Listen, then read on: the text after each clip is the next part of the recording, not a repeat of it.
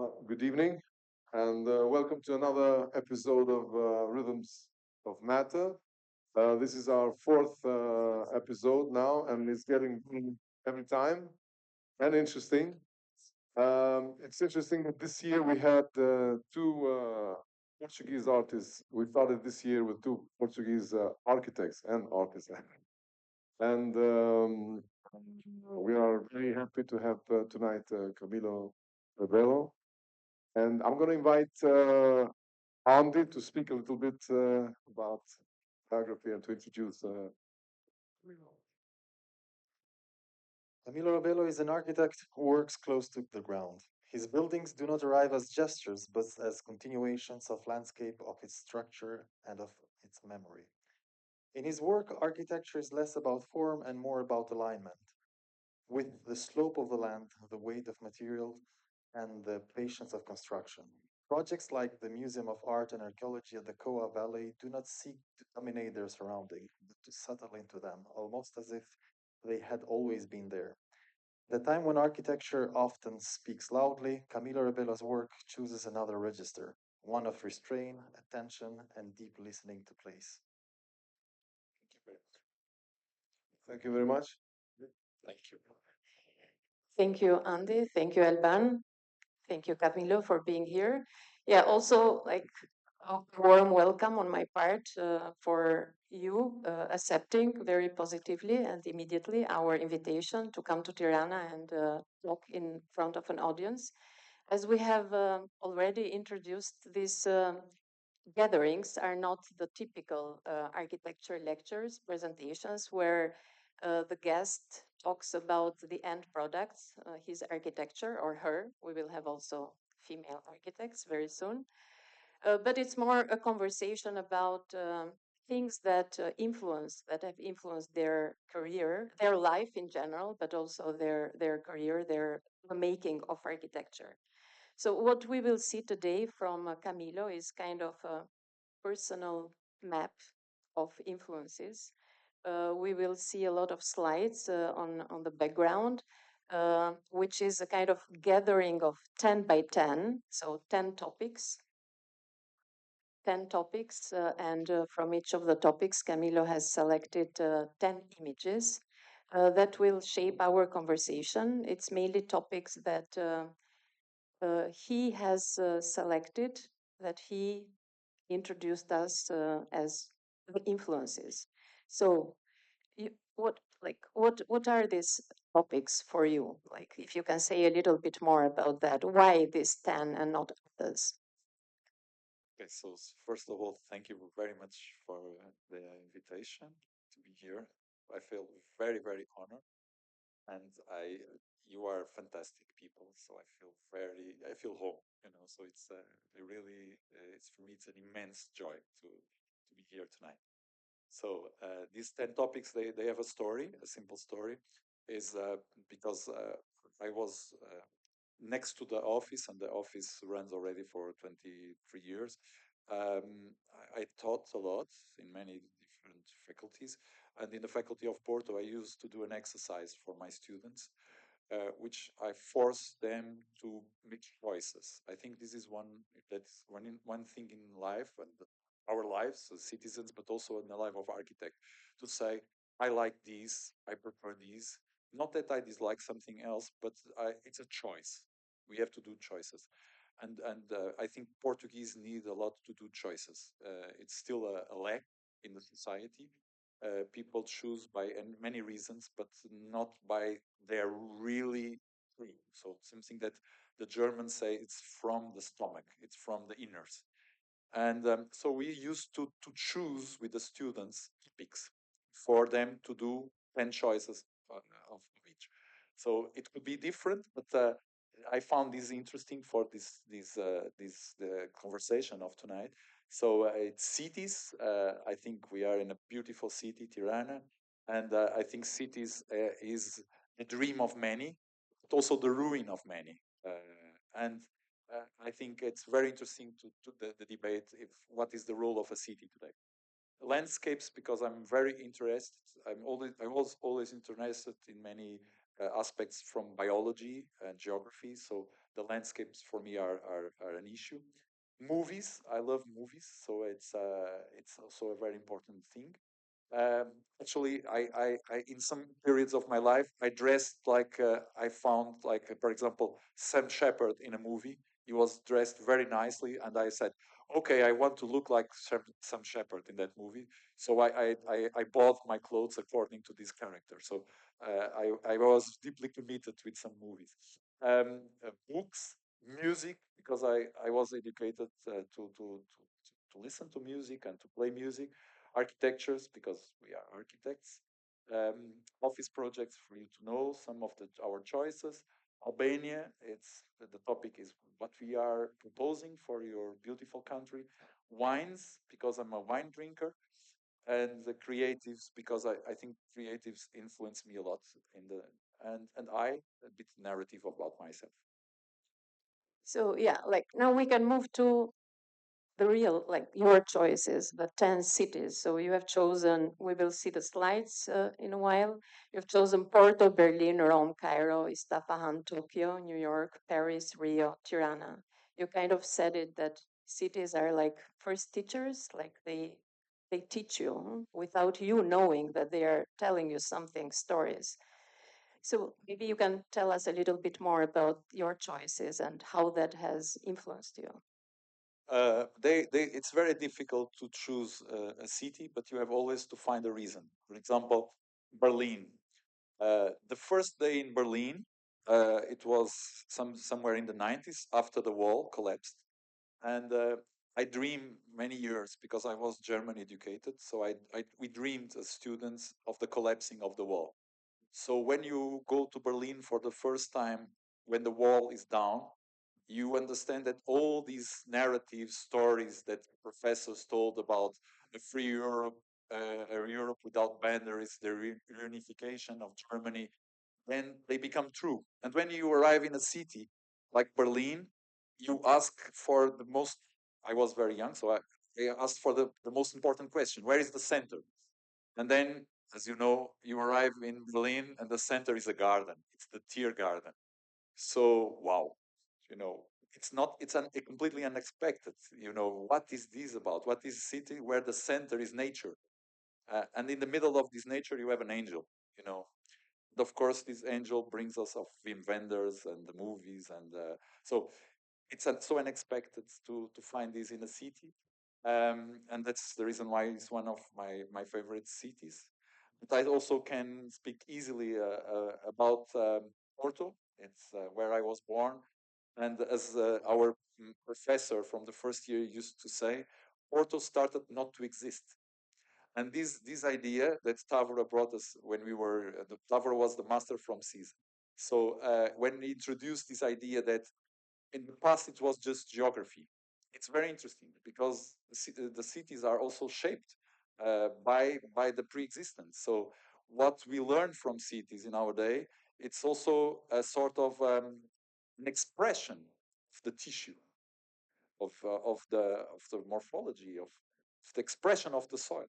So this is also very interesting in the case of Porto because, as you know, is very a lot of accidents, and the city develops following these accidents and this valley of the river.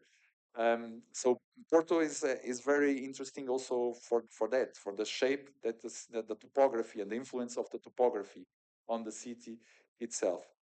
Compared, for example, with Tirana is very interesting because Tirana is quite flat. So it's this is one of the aspects I love most in Tirana is this is sort of a stage, a democratic stage, and that's the reason also I love Tirana because you can exist also what we feel here in nowadays in Albania is this dream, this collective behave.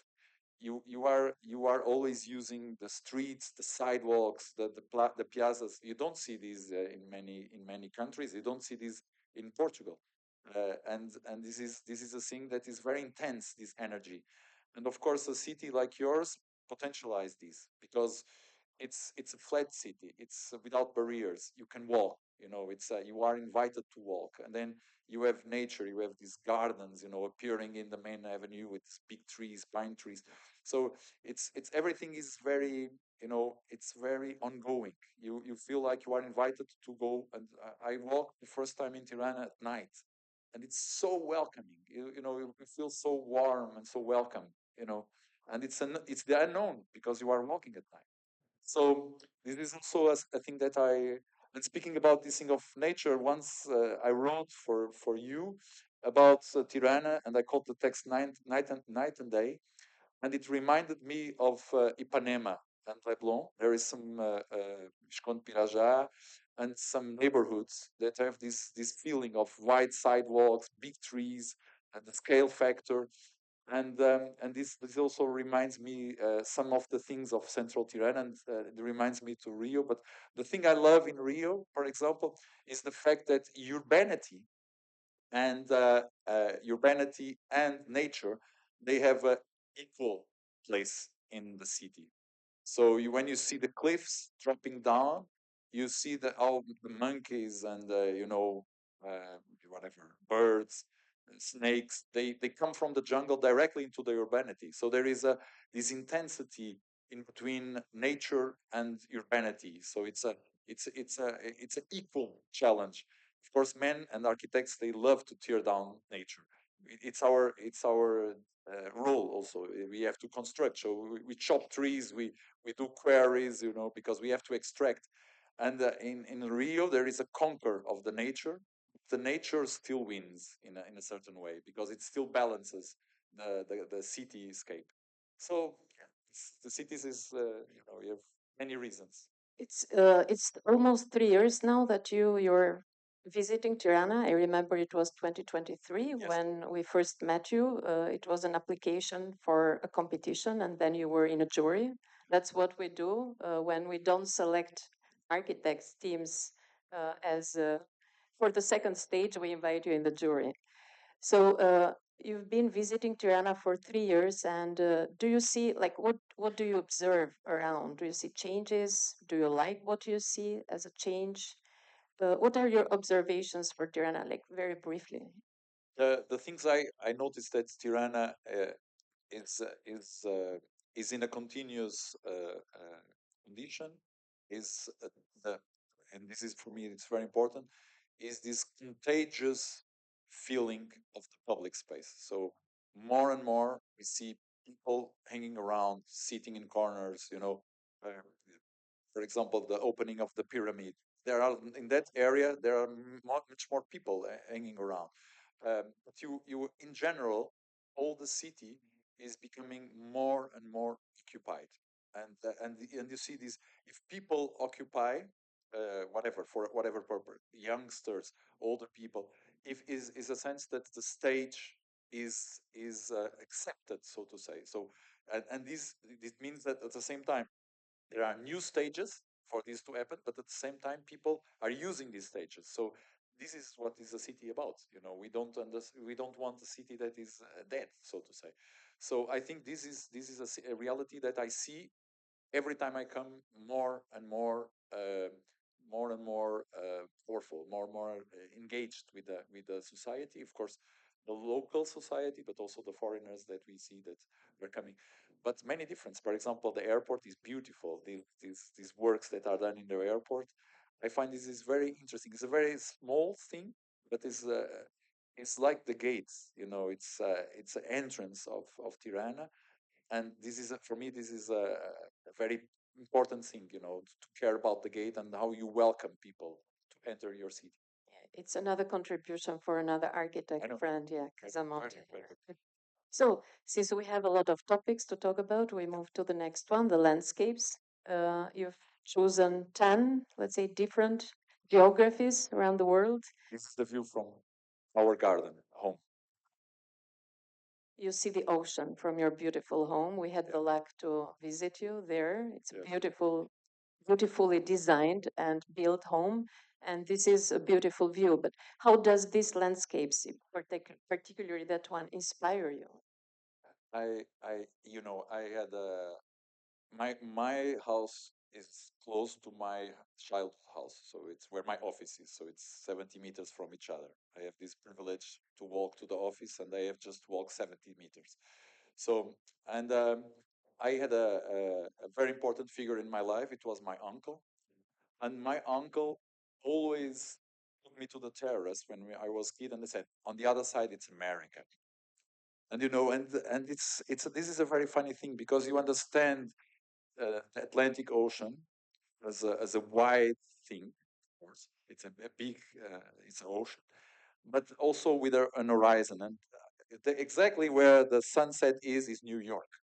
So if you do a straight line from Porto to America, is New York. So imagine one day when the Earth was in its formation process, probably they were close by, you know. So it's quite interesting this dreaming, imagination, this imaginary that you build. And I still wake up many times and I say to Nikan, "Hello, America. Good morning." Of course, they are still sleeping, but because this is a thing that I can comes from my childhood. So it's very inspiring. This meeting in between the river and this is the same river. Yeah, and this is a beautiful wine production space, place, geography, no? Yes. Yeah. On the backside of these mountains is Spain. So this is the beginning of the Douro River, the one that finishes in Porto, of course, this landscape is very special, the Douro Valley, because it's classified by UNESCO, double classified. It's classified because it's the wineries, the vineyards, sorry, and classified because of the Paleolithic art. So you have a very unique landscape. The first landscape that was artificially, it's okay. Sorry. It's okay. It's okay. We have to go fast. So yeah, so it's the first landscape that is man-made. The first steps of the Douro Valley was or all done by hand, and it's crazy the landscaping of it. So you see the wild and what man did at the same time. So it's very interesting this balance of the two conditions, the artificial and the natural. This is my favorite landscape. When you do, I love psychotherapy. So when you do psychotherapy, the first moment of psychotherapy is that you have to choose your shelter. So where do you feel warm? And you have to go to your memories and say, there I feel home or I feel sheltered. And my shelter is Alentejo, is the south of Portugal. The fields are very beautiful, smooth, like carpets, with these with this how you say this is thin straw, and these they become golden in the summer. So it's it's very cold. There is very warm feeling. One tree here and there, but you have this coziness, this warmness, and this is also in the south. And I love this landscape because the castle is done from the rocks that we were taken out from the cliff itself. So it's a continuity. It's like a prosthesis, or not a prosthesis because the prosthesis is done something that is coming on it. But this is an extraction of the soil and a transformation of the soil, so to say. This is close to Persepolis, and it's amazing because it's a desertic area, and as you see, it doesn't look desertic.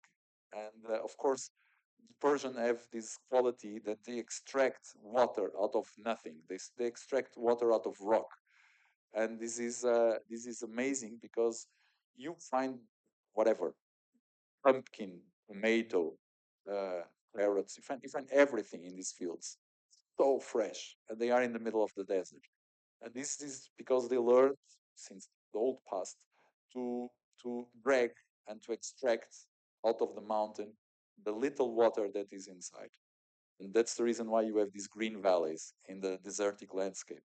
And that's also the reason in the story of of the societies and the religions that you have the paradise, Paris, the paradise, because the paradise is exactly the green bunker in the desert. So it's this comes from these holes of excavating. Actually, they dig tunnels on the subsoil to extract from the mountain. So it's a very complex systems that they developed throughout century, millennia, actually. So to operate with. And then we have some more landscapes that you want to talk about, or shall we skip? I love these bricks that is shown that is in India because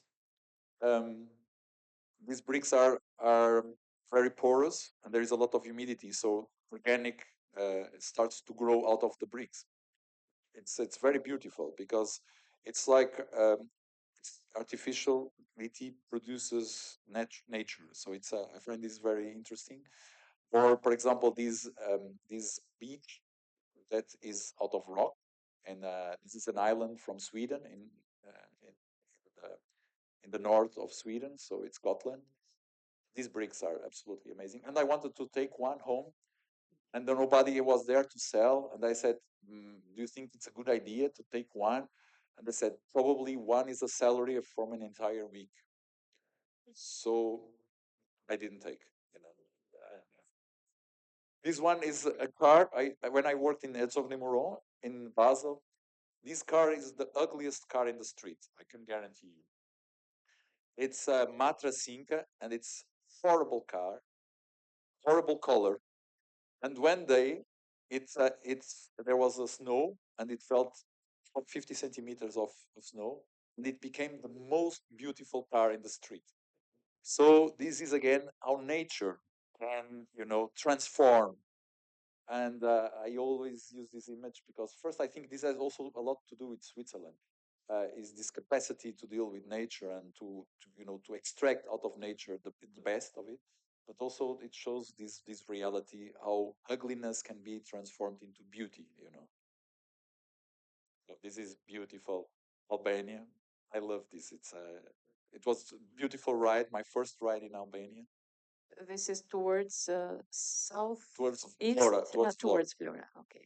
This is No, this after Karaburun. after This is Flora Karaburun. towards Dreamer. Yeah. Dermi. Yeah, beautiful. Yeah. And we move to movies. I will ask Alban to follow up a little bit on this. Yes, you made an interesting choice of your favorite movies. I don't know which one would you like to talk about, but I mean, we all know the Fight Club is a legendary movie, and also the Star Wars is kind of like educational when we grow up. But for me, it would be I mean, it's very poetical, Wings of Desire, and it's connected to also U2 because they made a video also at the period where Berlin saved them because they were going almost, going down, and then we went to Baby, exactly, and with Anton Corbijn. And so maybe if you could tell us about what an impression left you this movie especially. This movie was very very touching. Of course, Wim Wenders is also German, so it's part of my education. But this idea. So first because of the city of the wall. So Himmel über Berlin. It's the sky over Berlin, and the sky brought people together. So I don't imagine what is being separated from family. Actually, we are facing this now because my wife is Persian. So, for example, 2 weeks ago we were 10 days without calling home, which is very dramatic. And there is already 2 years without seeing my parents-in-law. So it's also very dramatic. So, but I can imagine these families that were split by a wall from one day to another, and the common was the sky. You know, so the sky again is a sort of it's like the pavement in the cities, the public spaces. The sky become the rooftop that brings us together, and the way that the angels were there, it's like we were you were protected by them. It's like the angels are with are looking at us, are on us, so to say. And I like these things, that this idea that the angels are there. I have my favorite angels too, and vendors did this in a very extreme way, of course, by then. But it's very interesting that you are asking, because I don't have it in my choices, but it was in my choices in the top 20, the Achtung baby, because of many things, of course, the zoo station so uh, and uh, and this movie was very important in many ways. Of course, there's the talks, and everything. And I must say also that of course vendors had a big influence in many movies. It's not only this one, but this one is more central. It's about Berlin, so it's And how does it influence you in architecture? I mean, because the movies, because you like movies, and it's there's their movement, yeah. and the architecture is kind of static. But I think you have a poetry in everything, everywhere you. I mean, all everything you talk, and also starting from the the sunset at your home. It's kind of very poetic. I mean, you grow up in a poetic way. It's interesting that you are saying that, because they have a lot of influence. Of course, Mépris is a movie that we studied, we checked it several times for the museum in the mountain. So Malapart is a rectangular, and we started that museum with a rectangular because of Malapart also. And then we understood that, of course, Malapart fits the topography very well. And if we wanted to follow the spirit of Malapart and from Libera, we had to move to a triangle, because our topography was not rectangular, was triangle. And that's what most of the people ask. Why is a triangle the museum? The museum is a triangle because it follows the topography. If it would be a rectangle, it would rape the topography. So the Mépris was very important as a movie. Of course, we knew the movie before, but it was very important, not only because of literature of Brigitte Bardot, Camille, because it's a very daring literature, as you probably know, the one that saw the movie, but mostly because of that terrace. And actually, for example, the wall of Malapart on the roof made us have the rooftop of the museum inclinated, because we had the same problem. Malapart did that wall, the Libera did that wall on the roof to hide the chimney. And in the rooftop of the museum, we have so many chimneys that we had to build an inclinated roof. Otherwise, there will be pop-ups of chimneys on the roof. So the movie influence. For example, for Mr. Morina, we bought the book about 2001 spaceships, because the ring is about something that is like a UFO, something that could be a spaceship. So we were studying spaceships for his project. So it's again, movies are always, for example, the Rear Window is very important because it's the most architectural movie I know. They are always also the way that they are perceiving it from far, from close, the vision to go down to the courtyard or to go up and have a straight relation, one to one. So this raises all the questions that architects have to know as a principle. So what type of window do they want to have? If it's to look down, to look up, to look straight, if it's wide, if it's not, this is the best. Uh, So are you saying that you see like kind of correlation between an architect and a movie director, like how you imagine the future of your spaces, the ones that you're designing, yes. the same way that a director like Yeah. moves or imagines in a movie, Yes. and we as architects should somehow watch movies and enjoy them, of course, but also watch attentively to kind of understand more how we can create spaces. Yes, I believe truly in that. I think it's because you have to have feelings. It's and the movie puts on a lot of thematics with a certain purpose or feeling. And architecture for me is it's the same. when we are in the rooftop of Koa Museum, for example, or in Katima House in Greece, you have to feel like a bird. It's for you to feel light. It's the idea is to have a free spirit, a high spirit.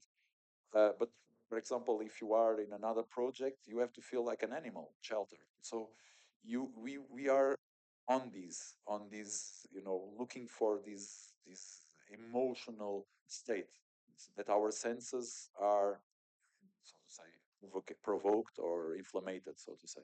And I think the directors have the same exactly. They are searching for emotions, for sensations.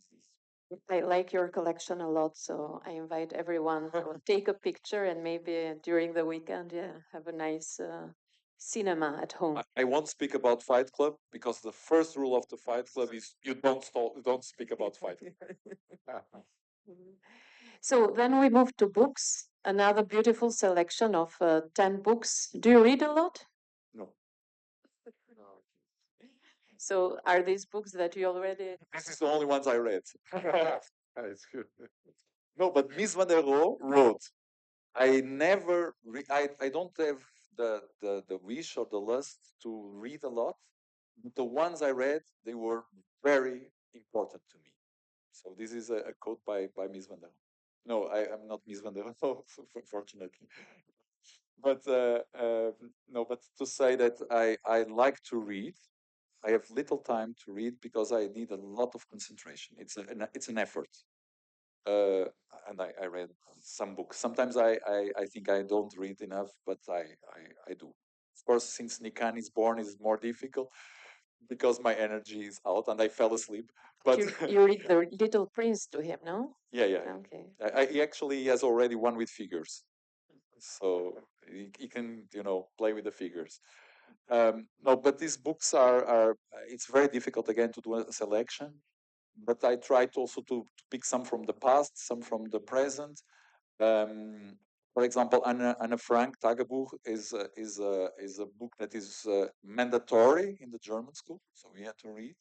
Of course, also it's mandatory to visit one of the concentration camps in the school, and we had to read this book. So it was one of my first first impacts about the Holocaust, so to say. So it was really important to me to read the book. I don't know, we were like 12 or maybe 12, 13 years old. So it was a very early book.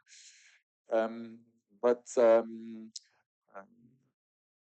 for example, Fernando Pessoa, our best writer, he's a unique character. He built up many heteronyms, so he is always many figures. For example, in one of his books is the banker. In the other book, for example, here is the devil. I love this book because he's the devil.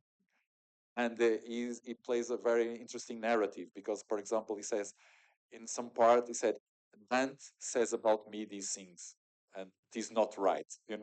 So he puts himself really in the character of the devil, and he says, if for example, if sex is a sin, and if a baby comes out of sex, it's because of me. So this is an amazing book. So I think we should all read this, but it's. Let's hope it's translated into English so we can I also think so. enjoy that. I think so. I think so. It should have been. And unlike movies, when you read a book, you don't have images in front of you. You have to use your imagination and create a mind movie kind of. Yeah. The same as in architecture somehow. Like, do you think there is powerful thing in reading books also that helps an architect become one? Yeah, definitely.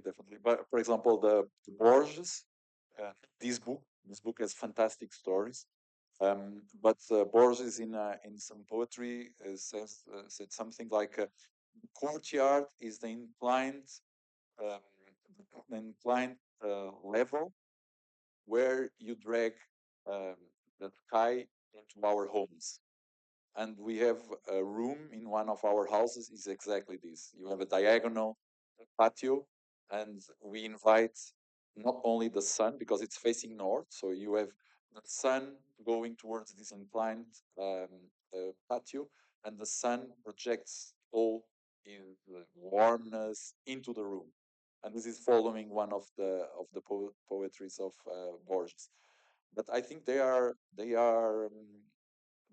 all the books, they make a resonance, if they, of course, if they are interesting books, they make a resonance inside your conscious and in your subconscious, and they produce something.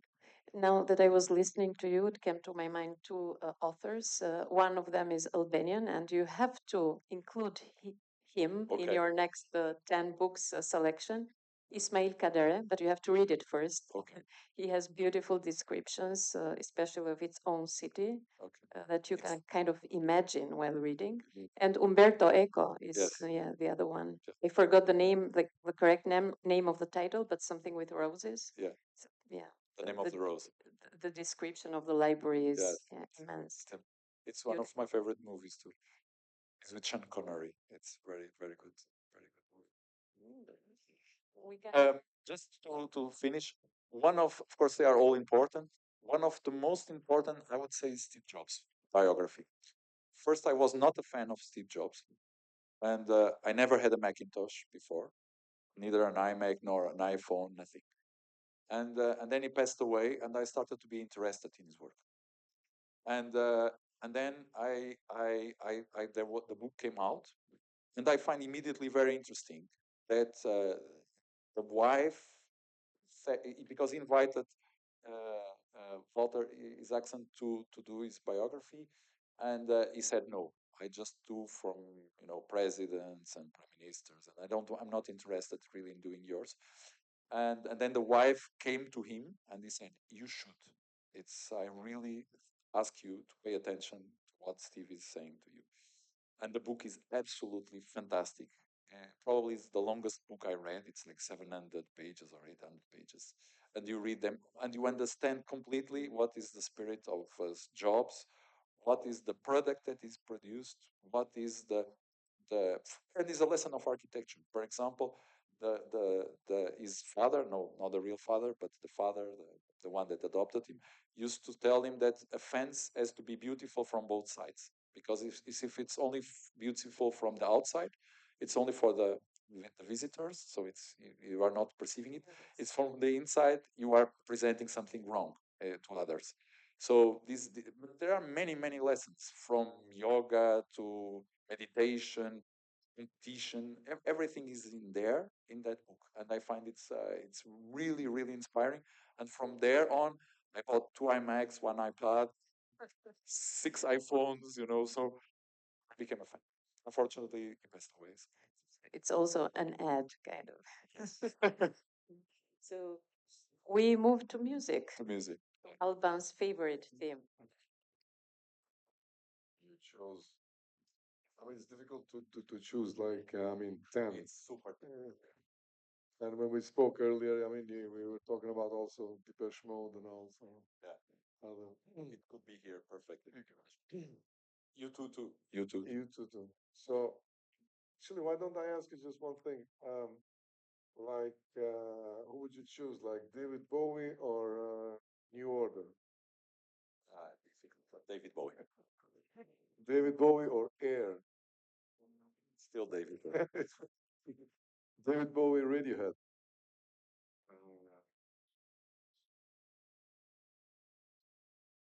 Still David Bowie. I'm gonna leave David Bowie because it's gonna. No. For example, if you say David Bowie or Bach.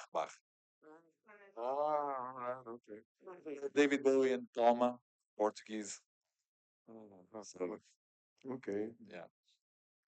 So you were talking about, it was interesting story about the first CD that was smuggled. Yeah.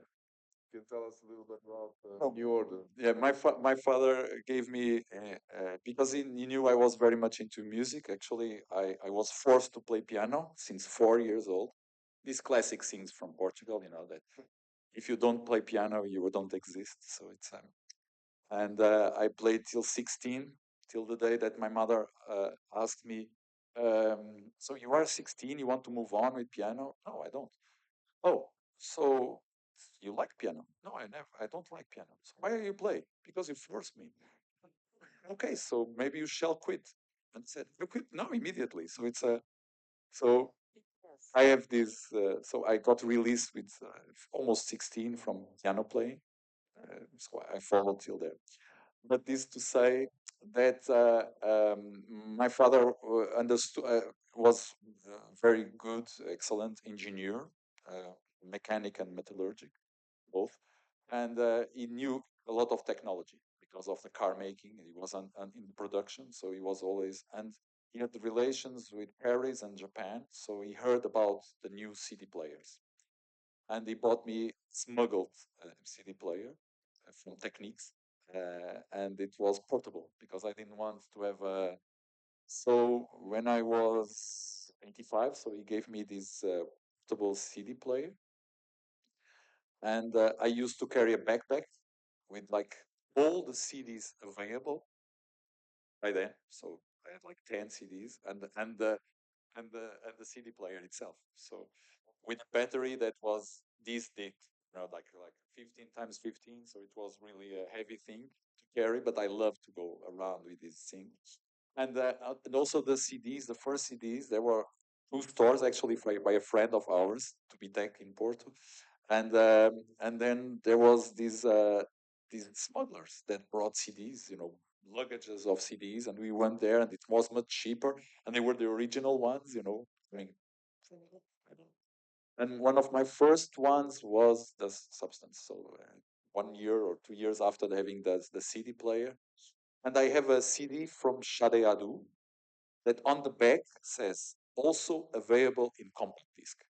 And there were only 20 CDs available, like Julio Iglesias, Lionel Richie, It was fantastic this time of So New Order was one of the first. I found funny the name. Of course, I didn't know Joy Division, but then it was, still everything. I was young, but this one was one of my favorites. Definitely, it's CD player was with the headphones or yeah, headphones with a cable, every old school. For example, speaking about Berlin, 99 Luftballons from Nena, sort of rock punk band from Germany. We had a lot of rock punk bands, of course, in the German school, and they did this music because of the sky. Because they went to see a Rolling Stone concert in Berlin, his air band, and the Rolling Stone released thousands of red balloons because the wind will drag them to the east plane. Okay. So and they left the concert from the Rolling Stone and they went to the garage and they started to compose this music. 99 balloons, and it's about the Berlin Mauer and the sky. Again, the sky over Berlin. Billie Eilish is more contemporary. Promise gave the name to the house that we did for the client in Sutherland, Asia. So it's Promise House.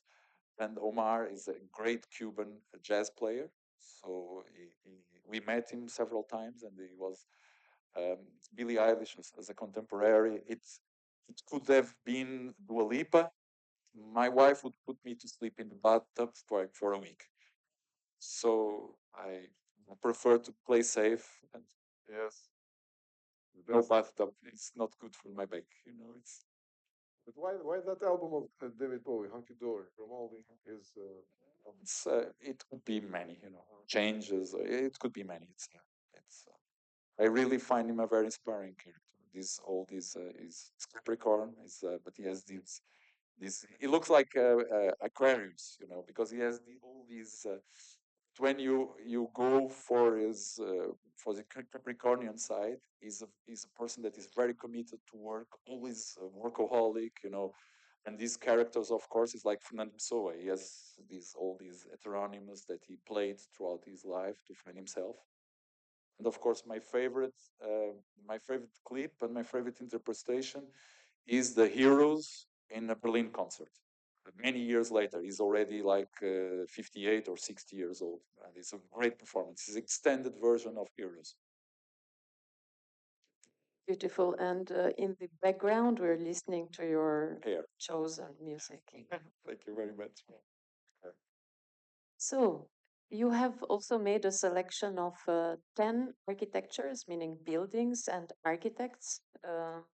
Let's say, I suppose it's buildings you like or architects you admire, but not necessarily that you copy or imitate, because you have your own individuality when it comes to architecture. Why this selection? So it's Lina Bobardi, Cisa, of course, Gary, Sana, and some others. Yeah. Many others are left out. This is some because I'm sometimes people ask me what emotion me, and I'm very strict in this selection. I don't get easily emotioned by architecture, and this is I don't know if this is a problem of mine, if it's a problem of contemporary architecture. I don't know. I think probably both. But actually, this choice is it's hard too. As I'm saying, I left many out that I was, but it's ones that really made you think a lot, made you feel heavy, mind blown, whatever. And of course, Lina Bobardi, when you visit São Paulo and Sesc, it's this building is unbelievable. It's a contrast. When you play sport in the fifth floor, and you have a playroom where you play volleyball, and you are in the fifth floor, and to go to the dressing room, you have to go bridge to the next building. It's all of it is it's magic. It's the quality of the concrete, is the spaces that are achieved, the frames in wood that open up weird figures in the facade. Everything is you get you get surprised one after another. This is, of course, Corbusier is also the master, one of the masters of concrete. But when it comes to these sequence of moments, Lina is absolutely unique in that building. I'm speaking specifically about that building. For example, Leverance, it's one of my favorite Scandinavian architects. I like others. And this is said to be the first modern window before Corbusier. This building is before Corbusier's lake home, Maison du Lac, almost 10 years. And it's very interesting because he used the technique of the boats to conceive this modern window. So, and also the diagonal stair that links, this is not the main stair, this is the stair that links the main room to boats and to the pier. So it's something that introduces this movement on the facade. And this is something that could be also Frank Gehry or other modern architects. So when you go into this building, it's fascinating because of the color, the ambience, the scale factor of the main room, the way you store in the garage the boats. So everything is a finding, so to say. And most of the building is done by techniques of boats. So it's also very inspiring in this sense. This house that Corbusier built for the mother, it's very interesting because probably you all know, but he did the plan as a good, excellent modernist he was. And then he took the plan always with him. So he went in the train, he took the plan, he went in the plane, he took the plan, always in his luggage, in the way to find the right perfect plot. Then he finds this plot. What is super interesting in this project is that the measures of the plot fit completely the proportions of the house. So first is a challenge for architects to wait. We are not very patient. We want to build, it's like we are always in the run. So first it's a game of patience, and then is the second lesson for me. It's important is that it fits. It's like the Cinderella shoe. It's this building is for that shoe. It fits. So and and this is then the perfect match. The only difference it was the window that faces the lake because it was to give some context. That window there, it's to give the opportunity to be sheltered and have a sort of wall that protects you towards the nature. And the panoramic window is a traveling inside the house. So it's the living, and then it's the room, and then it's the bathroom. So you go through the window, and you have the storytelling of the house. So everything is very fascinating. Is a magic. And then we have Peter Zumthor. Zumthor is this is about atmosphere. It's a lesson about atmospheres. I visit so much. It's really Yeah, sorry. Casa da Música, the signal box by Herzog de Moron. It's probably my favorite building of them. It's Schaulager. It was also in my short list. This building because this is the signal box number 2. The first one was very objectual. And I'm not so interested in objects in architecture. Of course, Casa da Música is also very objectual, and I have my favorites too. In signal box, he adapts everything. So it's twisted because of the line of the tram, the train, and the portion comes out of the buildings nearby, and the windows are also studying the windows nearby. And at the same time, you have an ambiguity. So at night it becomes figurative, during the day it becomes abstract.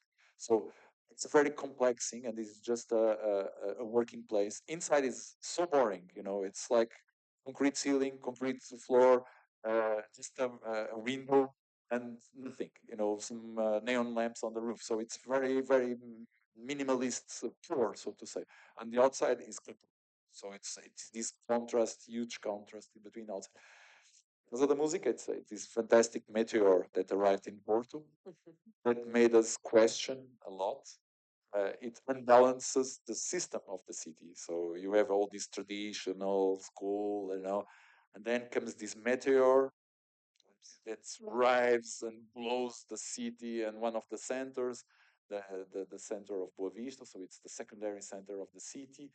It's a fantastic building. As you know, it started with being a house by Oma, and then the house was not built, and they used the same concept to do the concert hall. And that's also the reason it's called Casa da Música, because it's a blown scale factor house. And so and also it's very clever because Rem Koolhaas is a very sharp person, and he understood it was full glass. And then he started to in the competition. He won with full glass building. Everything was glass. And then he understood that you cannot do a full glass. This is a discussion, of course, I like to have among architects because it's not possible. It's not doable that we arrive and we do full glass buildings everywhere. And in climates like Portugal, this will be a ruin for a place like this. It would be not payable even to pull it down in the. So he changed the glass to concrete, and I think it's better, of course. I love concrete. So when we visited you last summer, I had a tour around that neighborhood, around the building. It creates a beautiful public space, which was very much used by a lot of young people, skateboarding mainly. Yeah. But the building itself felt very unwelcoming. It was like blind, not communicating with a square. But maybe that is my perception. I don't know what you think about it. It's a meteor. It arrives. You have difficulty to communicate with it. How do you enter a meteor? It's a rock. It's a piece. So it's intentional. You're I saying. think it's intentional. It's because the main strategy from Rem Koolhaas is to have this central concert hall, which has glass on the back and glass on the front. So you perceive the sky on the back, and in the front you perceive the garden. So you cannot see it completely because it's a wave of glass. You see the greenery behind the glass. So you understand on one side you have a garden, on the other side you have the sky, and it's the sunset. So it gets this orange feeling on the back. So it's about this inner space, everything, and the rest goes around. It wraps the building. Okay, we come to this topic which I'm sure our audience is very much interested to hear, like from every architect coming and visiting and giving a talk in Tirana, what you're doing, like your projects, and the next one will be your projects in Albania. So you have a selection here. Yep. So the Coa Valley is a competition that we won, George, Tiago, and me in 2004. It was an international competition for a museum. And as I showed previously in the landscape image, this is protected and classified by UNESCO as a vineyard and as a Paleolithic art center. So we wanted that the building was had the expression of a rock, something that was like a excavated rock, like a worked rock, like the Paleolithic fields, because the difference in between Paleolithic from Lascaux or from Altamira is that they are in caves. And these, the engravings of the Paleolithic art in Coa Valley, they are in rock outside. So it's 30 kilometers of engravings. So we wanted to work on the rock itself. So we proposed this building as a like a lapidated stone, so to say. And it's very, for us, it was very interesting. Of course, it lasted many years, 6 years till the opening in 2010. It was a very long work, but it was very interesting because we studied a lot expression. So what you see is all concrete, done in situ, and we were studying the color we extracted in from the soil and from the local stones, and the surface is printed out of the stone yards in the quarries nearby, 2 kilometers away. So in a way, we were always studying what is given by that context to do building. And once we were nominated by the Prize of Architecture in Italy for stone projects. And I said to the jury, we are very honored, but there is not one single stone in the facade. And they answered me the day back, even with a phone call, saying, we are deeply sad, but we are going to take the nomination because there is the work has to have at least one stone in the facade. And I said, I'm deeply sorry, but there is not one single stone in the facade. And this is because of George. He's the because in the beginning we wanted to combine stone with cement.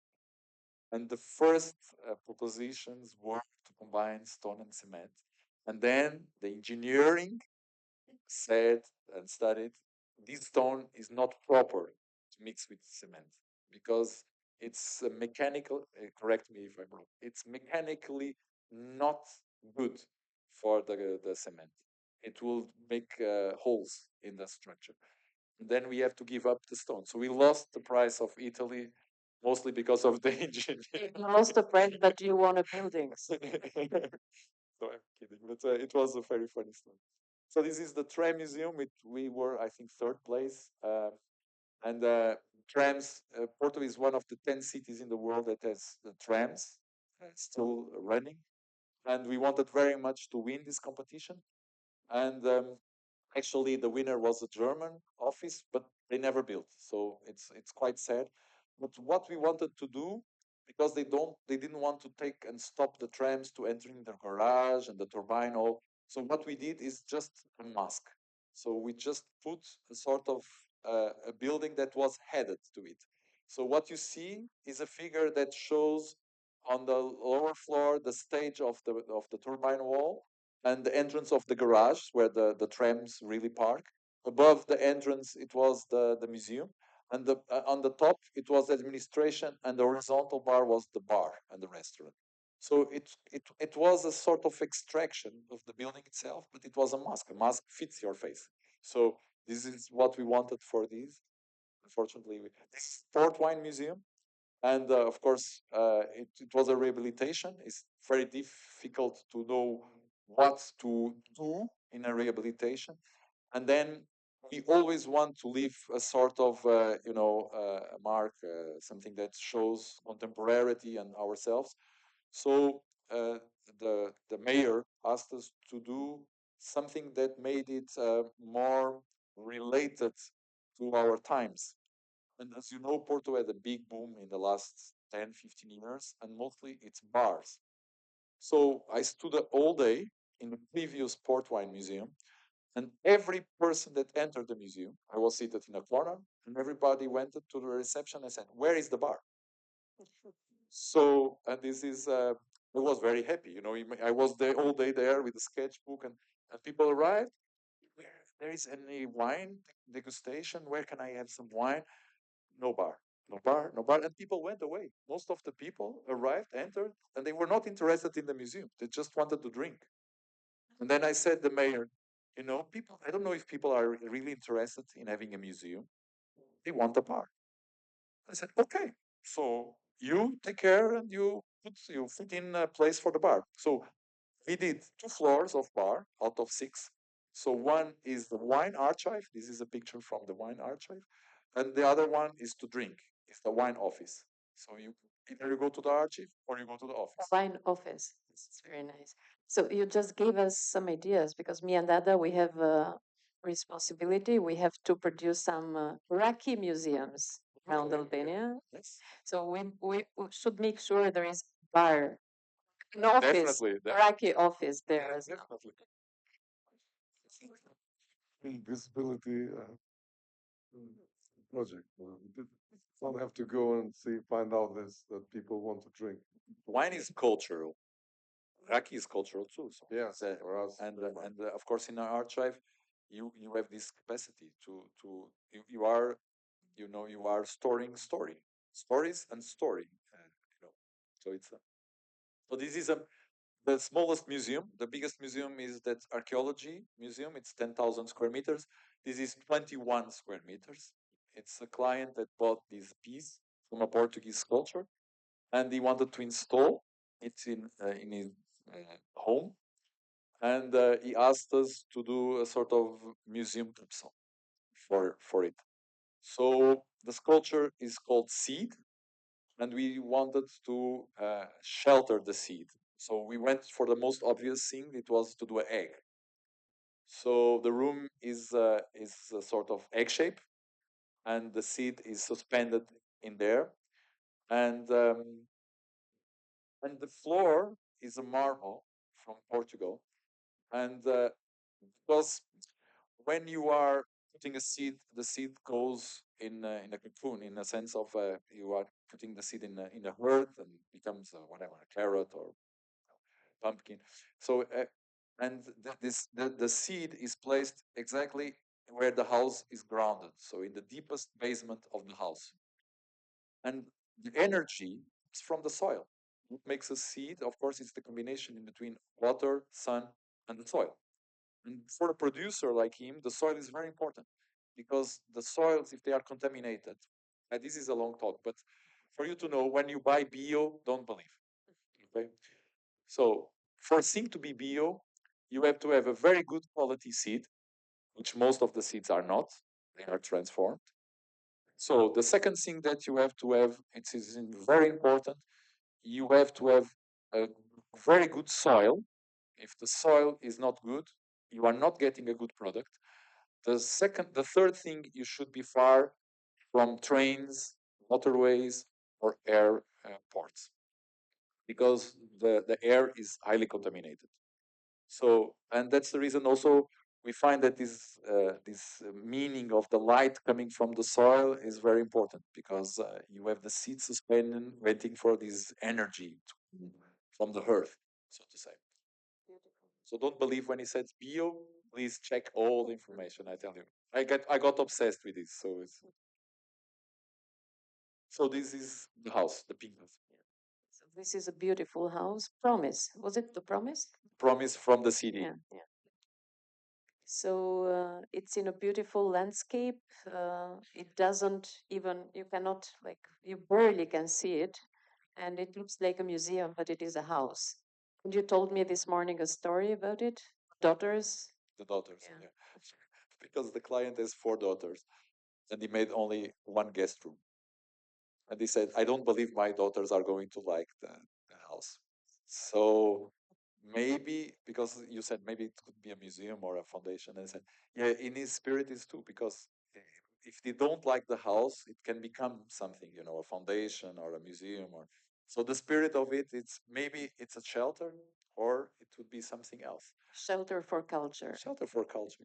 But the demand of him is very interesting, because he asked us, uh, can you make me feel an animal? I said, this is a very awkward question.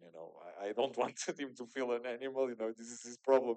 But of course, this idea that we understand that he wanted to feel sheltered, it was a plus for us, and it's actually the main house is built where the shepherd has the sheep, because the animals seek always the best soil. question of the buyer. So where you see cheap or capre, it means that the soil is good, because they only stop if the soil is good. Another very helpful. It's the tip, animals know. yeah. The animals know. And This is a very humble renovation.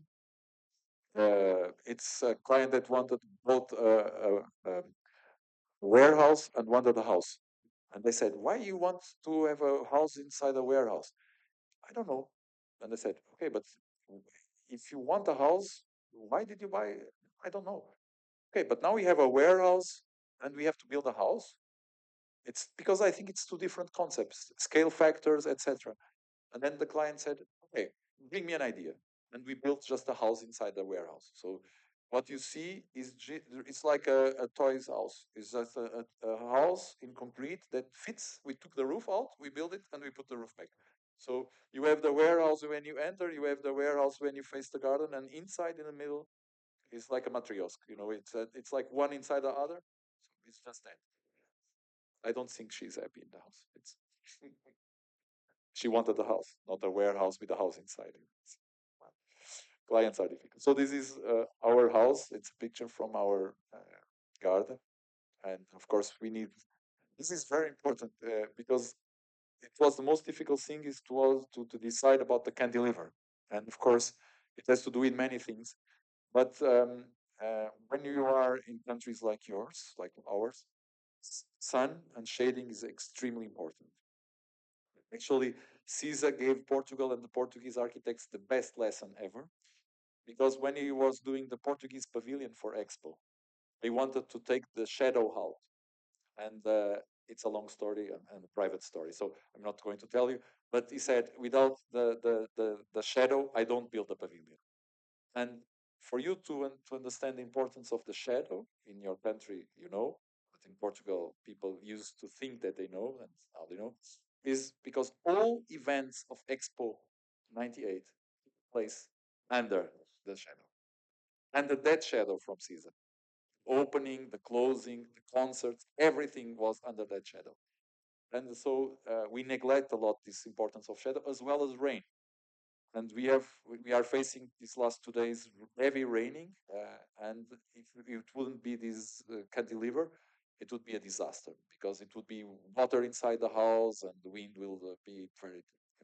It's a very important also transitional space, no? Like Yes. from inside out and Inside, vice versa. vice versa.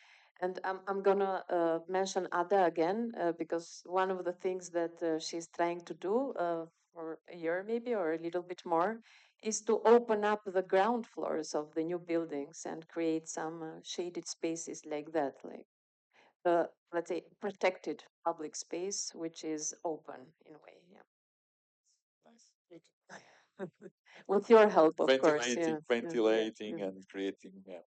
And here we have something in Greece, if I remember well. Yes, this house is a Katima, built in Antiparos. It's done with Susanna, and actually this house was meant not to exist. You know, this is again the story of our lives, because the client gave us a first house, and the first house was like an open hand, so very positive, and this was a house that was very humble, straight line, and because it was very short, the valley. This is in a valley, so. And then we started with a bridge house, so linking one of the path from to the other side of the valley.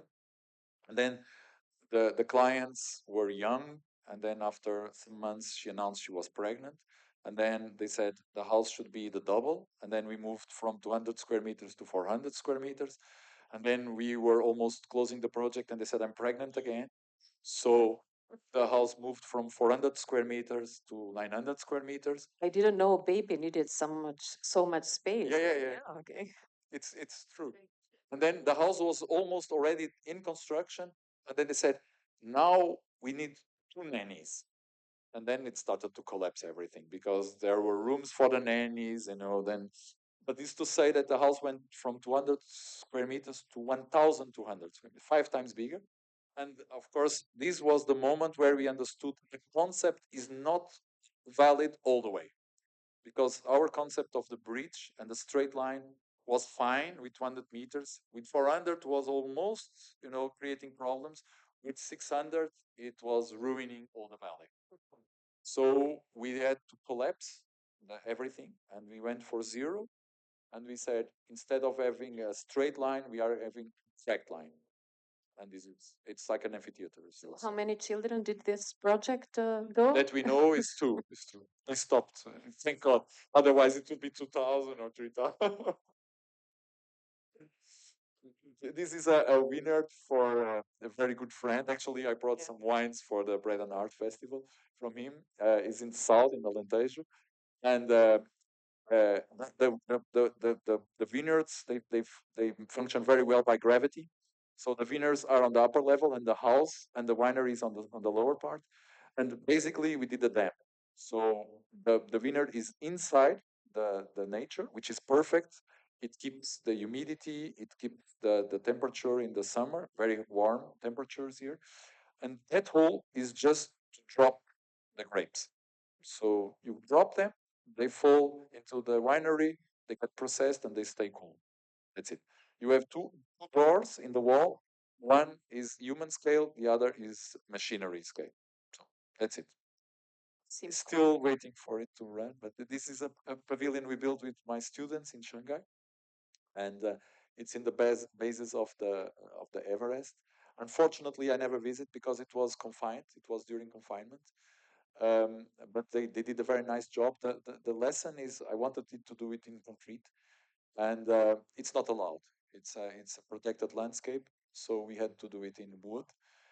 But the base is in concrete, but it's only they used tube barrels in wood, and they pour so they do the hole, they put the wood barrel, and they fulfill the wood barrel with cement, so the cement doesn't touch the soil, doesn't contaminate the soil, and then they build the structure on top of this cement. So it's a very precise. Sometimes we have the idea that they don't do this careful and precise. No, it's wrong.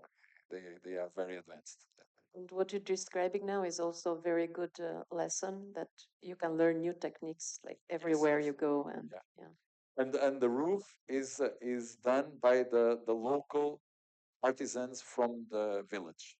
So it's a technique with bamboo, and we find it so interesting. They do this by hand, and because there is like a 360 bench, so people can the view, the point of view. So we wanted to give them some protection in the summer because it's very warm. So there's this sort of umbrella done in the traditional bamboo. And we come to your projects in Albania. Yes. The interest is rising now, like 3 years, almost 3 years, and you have a few commissions.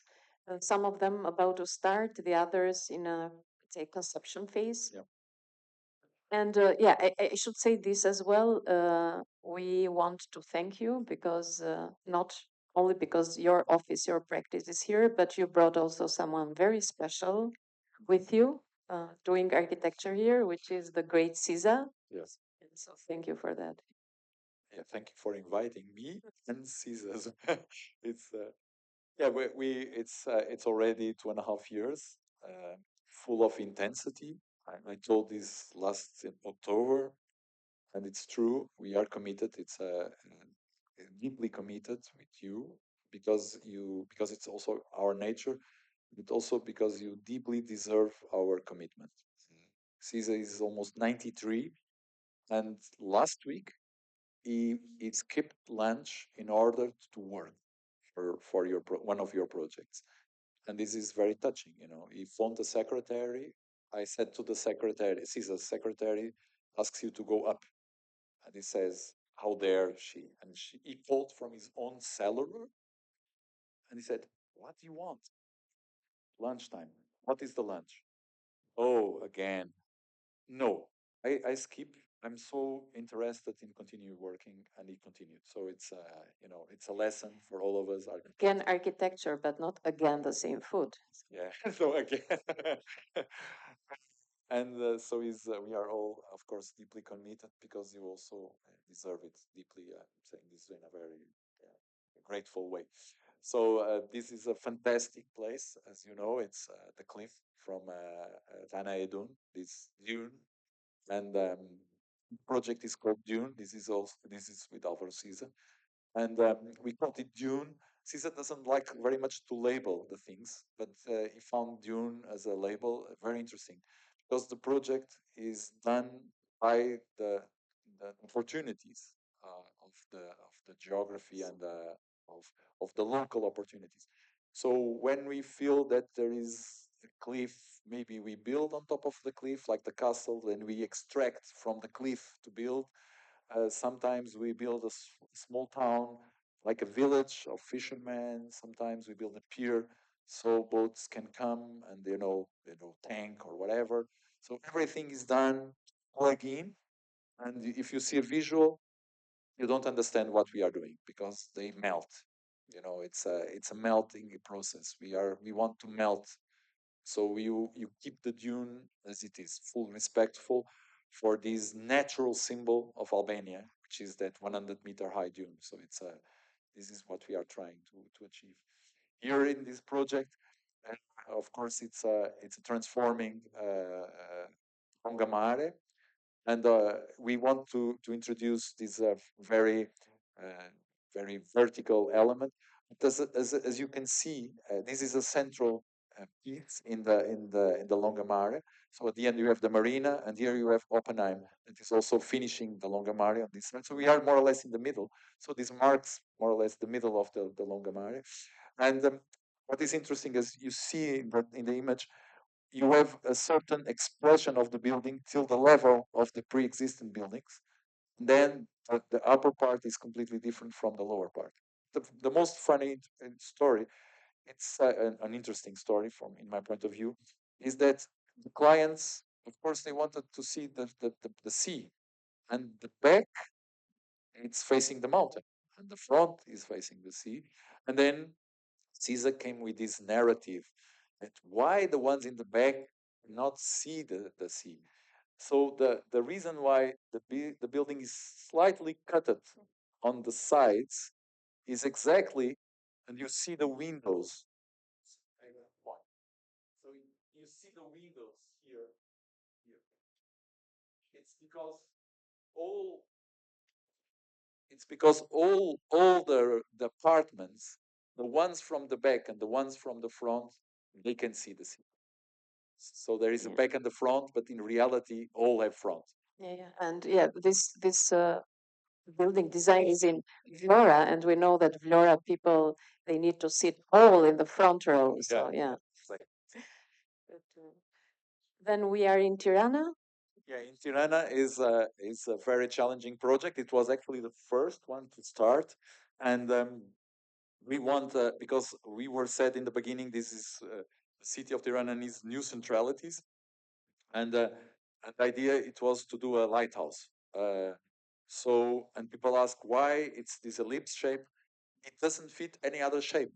It's a triangle. The plot is very narrow and is a triangular shape, and either is a triangle, which has not a real meaning for me in this case, or it should be something like cylinder or ellipse. I find the cylinder very interesting. Many lighthouses are cylinders, but that gives an equal impression of the shape of it. And I believe in dynamic societies. So sometimes it's like yin and yang. Sometimes a part of the society is more quiet. Sometimes another is more active. Sometimes there is a lot of energy towards whatever sunset or sunrise.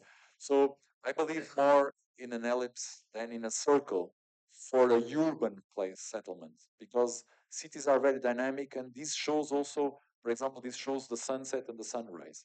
So it's also these dynamics that we wanted to emphasize in the plan of the tower. And for example, this year is the opposite. We studied for Mr. Morina. We studied spaceships, like I tell you, but at the same time we were studying medieval fortress because, or for example, La Tourette, because it's something that is at the same time objectual. A medieval fortress it has some gates, And this project has some gates, an open one, like there, natural towards the landscape, but also one next to the pool and one on the other side. So you can enter like a fortress, medieval fortress. You can enter this reality, but mostly because the marina, the challenge is I want a city. So, and I understand this is interesting because, for example, when we were to dream me the first time, we wanted to buy a bouquet of flowers and a wine bottle. You, so we did more than an hour of car going back and forwards trying to find a. So, on this spirit of having a city, it gives you also a certain centrality to this project. So you can have everything: restaurants, shops, whatever, inside pool, outside pool, apartments, everything. Everything is in one. It's like a spaceship. It has to live by its own. So this is the reason why. In the lake, the influence for the lake, of course, we love the lake. This is where I feel home. Actually, we always stay in Radisson, courtesy by Marina. But the lake is very inspiring because it gives you the natural side of Tirana. So you have the waters, the tree, of course. The lake is a dry lake, but nevertheless, you have this feeling of freshness. You know, it's very, very beautiful, and you see city from far. I love to come to the city center, and I also like the periphery. I'm Portuguese. I'm peripheric, so it's a reality that we face, and we were inspired by these. There is this vertical agriculture, vertical farming in Scandinavian countries, which is very interesting. It's done in trays, and you put whatever cupula, parsley to grow in trays. So this idea is to have these trays, you know, that gives you different perceptions of the lake and of the city. And of course, we want to do some verandas with whatever, maybe aromatics, we don't know, but always with this idea that you are building trays of nature in the. This is the Kula project is also in Dermi, and of course, the client was to combine apartments and some houses, and but we wanted it to be like a sort of cascade, something that is dropping from the mountain. And yeah, and we did these towers that, of course, we see several. We had a very nice lesson from a university professor that Jurten introduced us, and it was about the kulas and the traditional houses, and we were very fascinated by this lesson. So we wanted also a bit of the spirit of the Albanian spirit with these rooms that look a bit enigmatic. This is another one that we are doing. This is very windy place, and we want to place it with the wind. You know, something that goes and like a sail. So, Again, in front of the sea, I yes, guess. in front And of the sea. everyone needs to be in the first row. Yeah. So you don't get a torch neck. We torch the room. Otherwise, you would be in bed like this.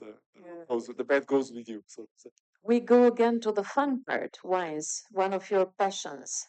No, like we visited your office and we saw that you have a big cellar of wine, yeah, at the office, which is not very usual.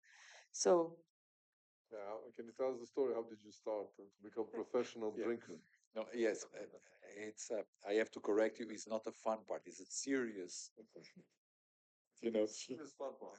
serious fun part. No, actually, my best friend Luisa is like a it's like a brother to me. We met 50 years ago in kindergarten in German school, so it's a long time. And actually, it's his birthday today. Yeah, I have to call it. So happy he birthday. is producer of, for example, Cuvela. His grandfather was produced from the old port wine Ramos Pinto. And from here, it's only these two. But I can and Cedeiras, the red one, they're unico. It's unique because it's unique. It did only these harvest. And there is no more. I think there is some fans of this one, of this one unico. So, and the father of Rui, they found one day. The father of Rui found one day several vodka bottles empty. We forgot to put them in the garbage. By then, it was not easy to have a container for empty bottles, and and he told us, and he said, this was, you emptied these 3, 4 bottles during the weekend, and they said yes. So, and he said, you should first, this is heavy alcohol, and it was heavy alcohol. And if you want to drink, there is a cultural thing. It's called wine, and you have to drink wine first, and then you decide whatever you want to drink. But first, you drink wine. So, and then the father of Rui set us on a big table, the dining table from their house, and put several glasses, like the ones that are waiting for us there, and opened 4 or 5 wines, different regions, and he made us try all these wines. We were 14 years old, so um, I know I'm not going to tell this to my son because Nikan asks me every week if he's old enough to drink, and he was seeing his pediatric last Friday, and the first question to the pediatric, am I old enough to drink? So I think it's going to be difficult to hold him till he's 14 or 15. Anyway, so we drank the wines we loved, and then the father of we said, if you want to be, culturally engaged, you should have your wine cellar because it's a cultural thing.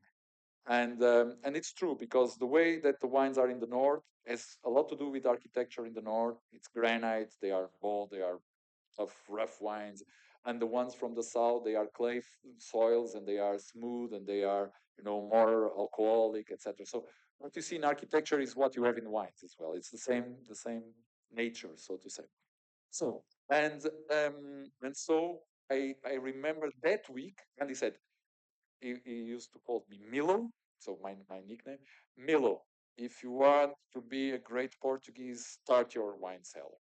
So I started that week buying wine, and since till now I always buy wine. So It's a habit. it's an habit I love, and of course now I don't tell this to Nikan, but I'm already buying some bottles for him because I know he's going to need It's like a bank account, no? yeah, it's exactly. I'm going to keep already some for him, so it's a good thing. And like, I mean, it's difficult to collect them and not drink them. Yeah, this is the difficult part. It's you buy it in couples, like one to yeah, collect no, and well. I do. Now I always keep one. There is always one lost one. Because you have to keep. For example, this white 2013 is the last one, and that Pusako I think is a 2004, and it's the last one too. So it's really for that day. There is no more. It's so So wine is also about aging. Like a good wine is a wine that ages well, no? Like, yeah. can we say the same for architecture as well? Like a good architecture? Mhm. It should. It should, but this is a very moralist speech, so I'm not going to have it. No, because in my perspective, it should. The most sustainable. We speak a lot of sustainability. The most sustainable thing, pyramids of Egypt, Persepolis, or Acropolis. Of course, Acropolis had many, bombings, etc.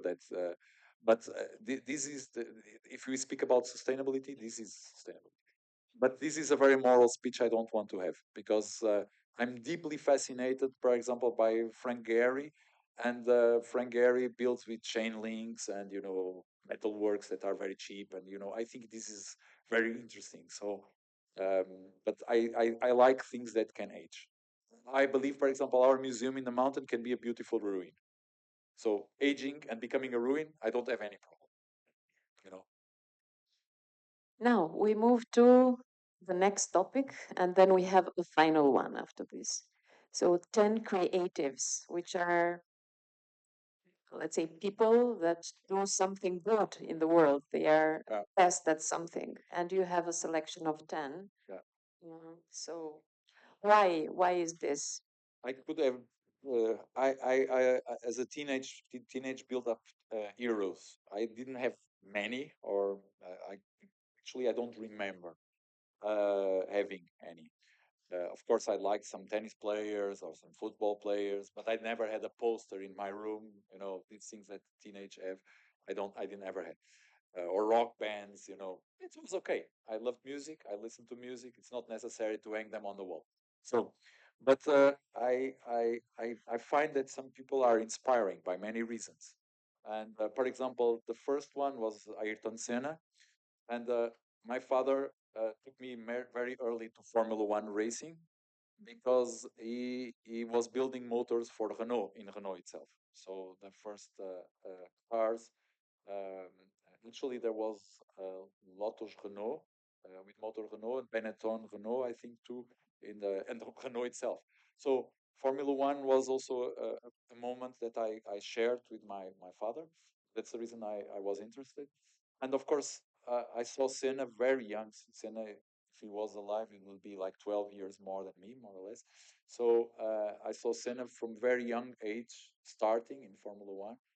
And he was a very big reference, very precise guy, very human. I tell you a story that is for me fantastic. He was inspiring many people. When he passed away, whole Brazil was crying from all generations.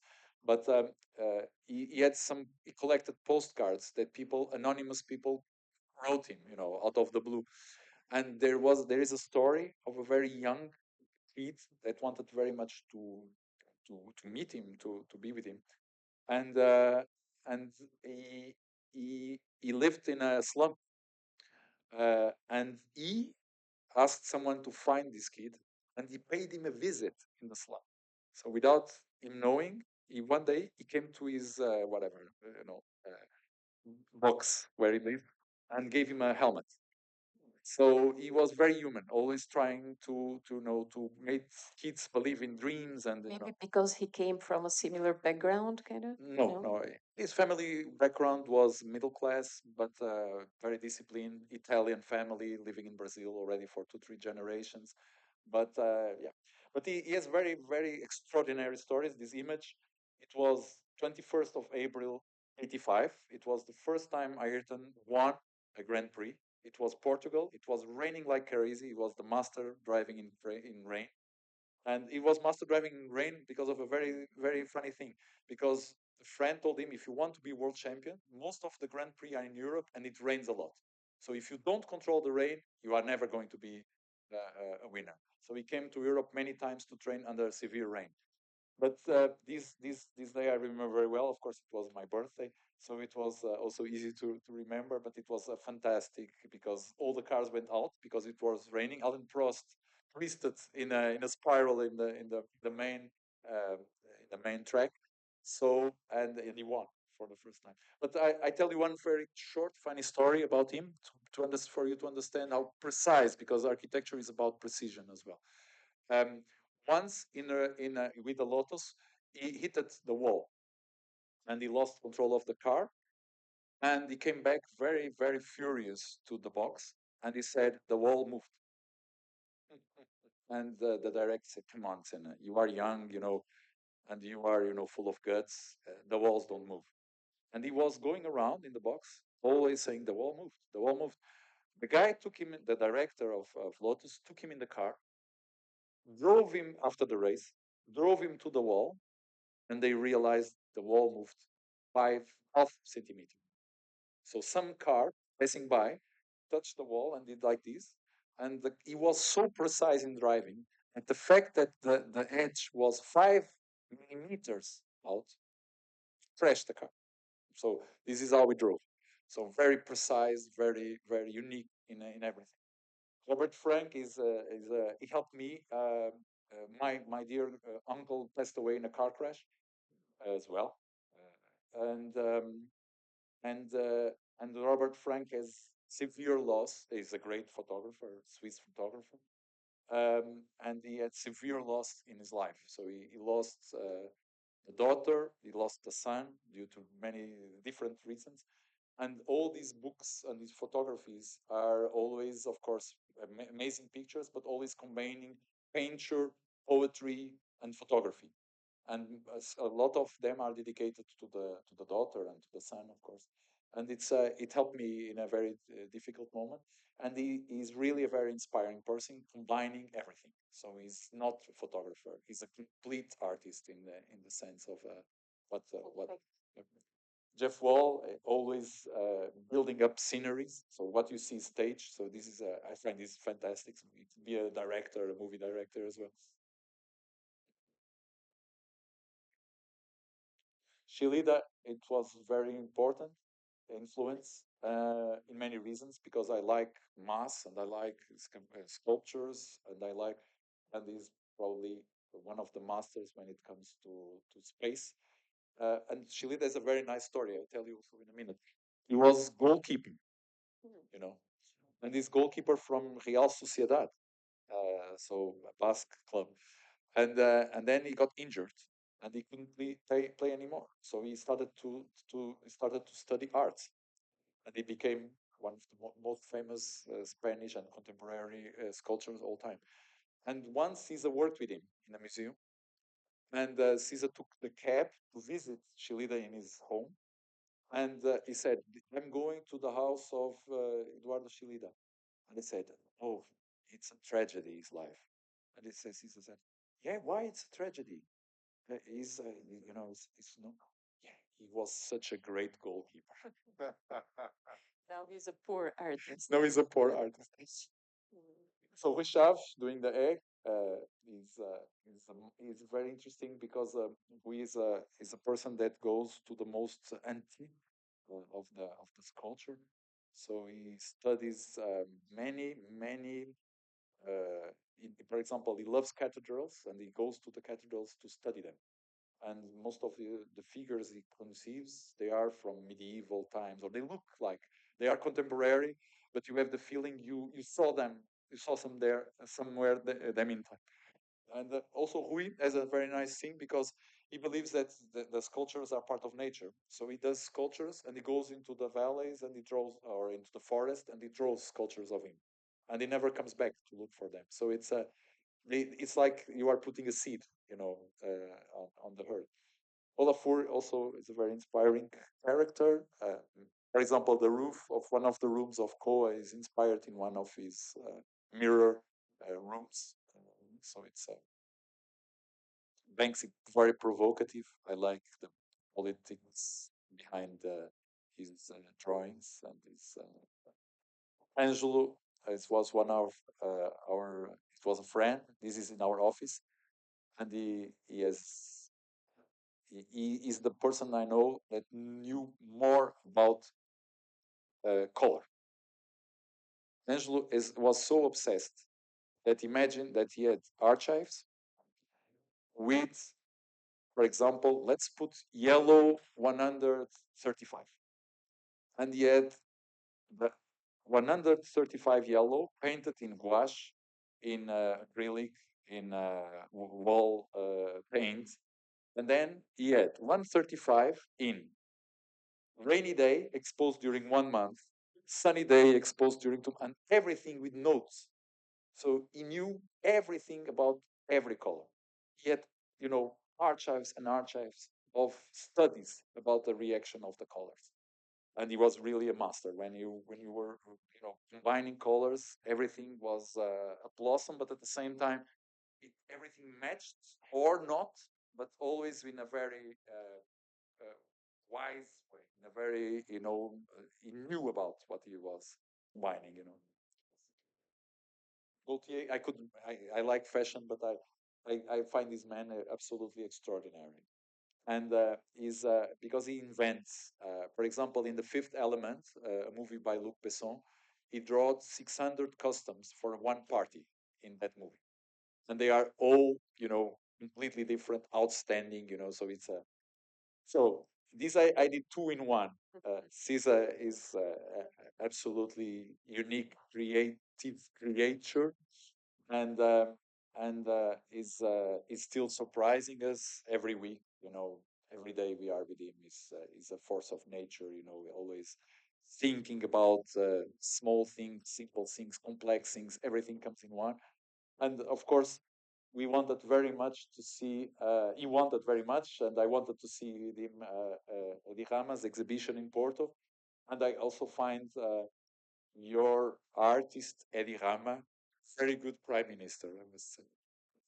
because I like the way that Eddie explores subconscious moments of him, and you see a lot of a person when you see subconscious, and of course he's very creative, but you see that his subconscious is very it's a pop-up, so it's a very healthy subconscious, so to say, because he always springs up things. And I find, of course, this one of the artist Eddie Rama very interesting, that he shows exposes his subconscious in a such way. It's fantastic. And we are moving to the last To the part, last. which is about you. And you are always still resisting. Yeah, it's Stuff. everyone is very much interested to. I don't know. So this is about you, telling a little bit about your story in the world. Yeah. Yeah. So it's my story is I'm very basic.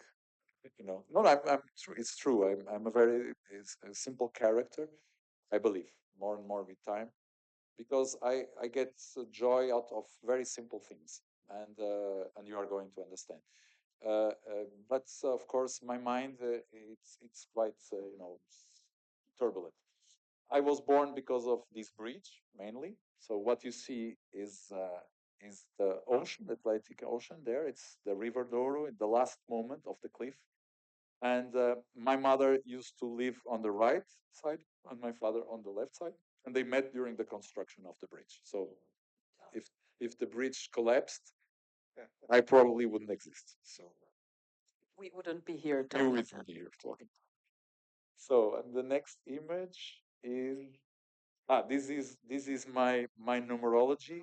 I love astrology. I love numerology.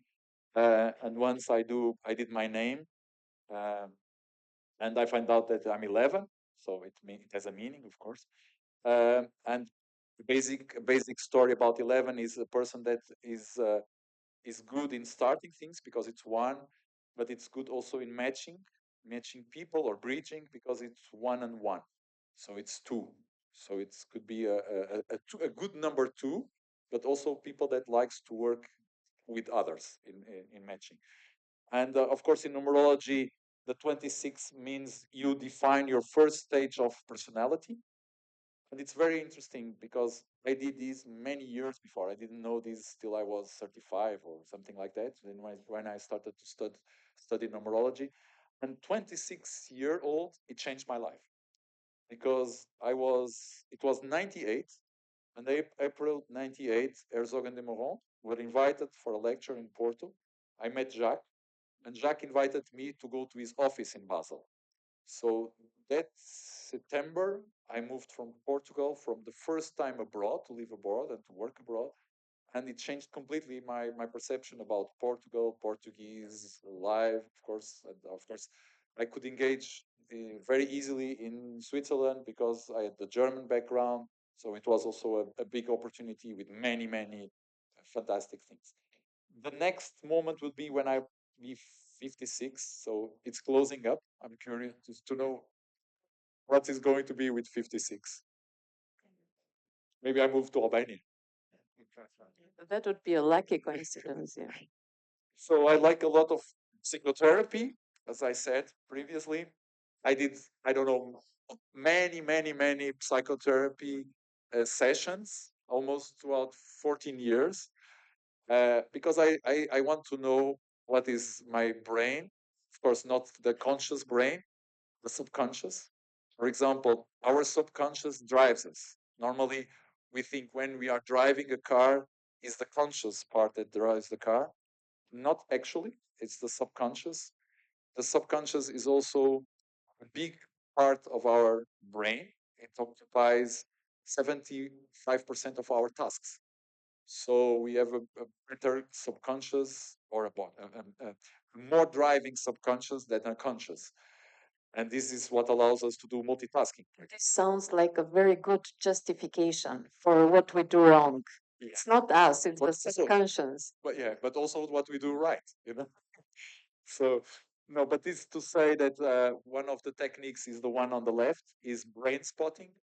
And actually, I did also Inception. That's also the reason I put the movie, because I saw the movie and then I went to my psychotherapy and I said, you have to check this movie. I want to do this. And Inception, the movie by Nolan, it has 3 levels of subconsciousness. The psychotherapy professionals, they only go to the 2nd level. So they don't try the 3rd level. But I did the 2 levels. So I recommend you to do Inception in 2 levels. It's something that is very powerful. And this one is PhysioScan. Is you put an helmet on and they scan your brain, not as a clinic thing, but the fields. For example, my left brain there, the triangle, are not good. It shows that my brain was worried with something. On the other side, it shows my brain was very happy and very positive about things. When you're in Tirana, I'm sure. That for sure is that one on the right. Okay. So this is the map. That is the bridge. This map is at least 15 years old. It's funny because it's still updated. By then I did this. I worked with Sotomora in Aleixo in that plot. My office was there. No, that one on the left is Sotomora's office, and I worked there by then. And then it was my office there after, and there was the faculty where I was professor, and then it was the German school where I was educated. Now I work with George, and I have a room in George's office, which is there in the left dot.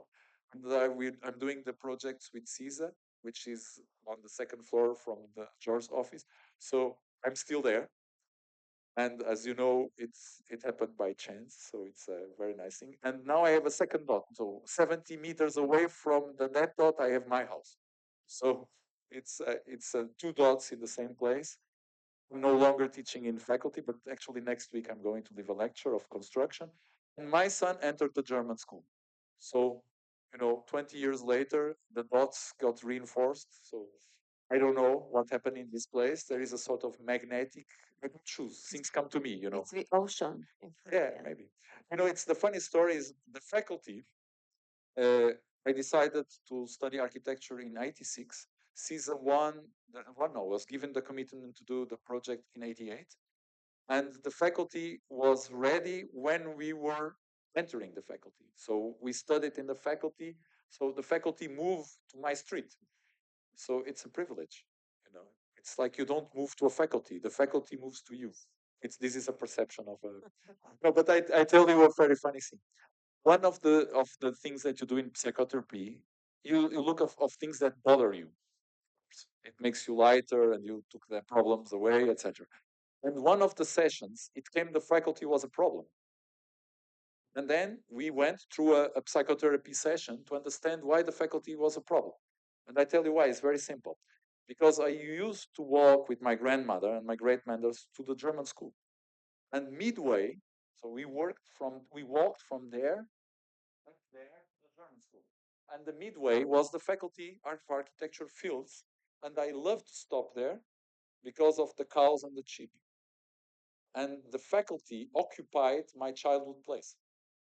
That's the reason why in my subconscious there was a problem there. Now it's not, no longer.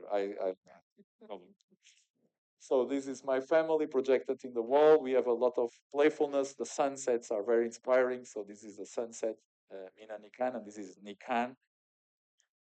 We are giving all the best that this doesn't become architect. It's enough mother and father architect. These are not the right choice to not I become know, an I architect. know. We started well. We took all the books out of house. Now the books are all in the office. But he still finds pleasure playing with Legos. So I don't know. Maybe we hide the Legos. When I have time, free time, less and less, I like to be in the water surfing. And as you can see from my face, I'm happy.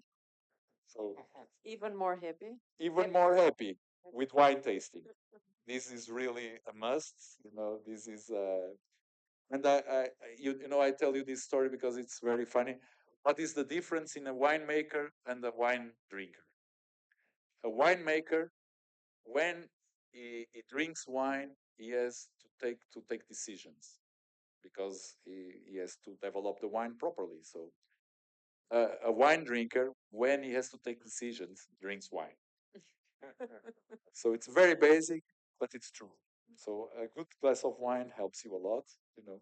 So if I would not be architect, I would love to be biologist for sure, and or I would be like to be photographer. That picture of the cheese is it's one of my favorite pictures. It's in a supermarket in New York City, Zabar, and I think this is also what is architecture about. You know, it's this extraction.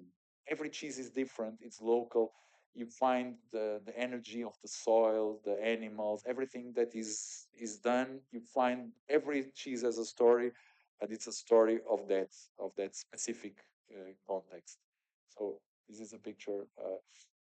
And this is, we organized so many lectures in Porto throughout many years. And this is one lecture day. And actually, these were the lectures. So tomorrow was the first, Caesar was the second, and Jacques finished the afternoon. And it was a great day. And I found this the other day.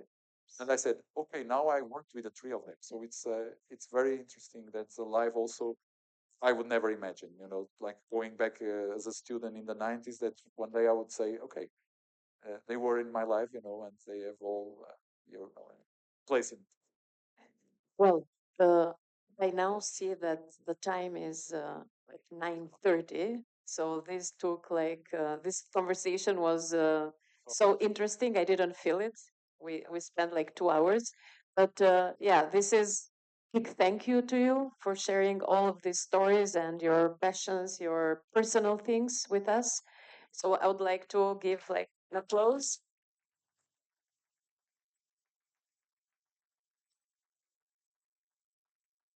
We are very much out of time, but if someone has like a very, very, very good question that you cannot sleep without asking it, otherwise we say thank you to all the audience and we go there for some wine and some food. Yeah, thank you. You're very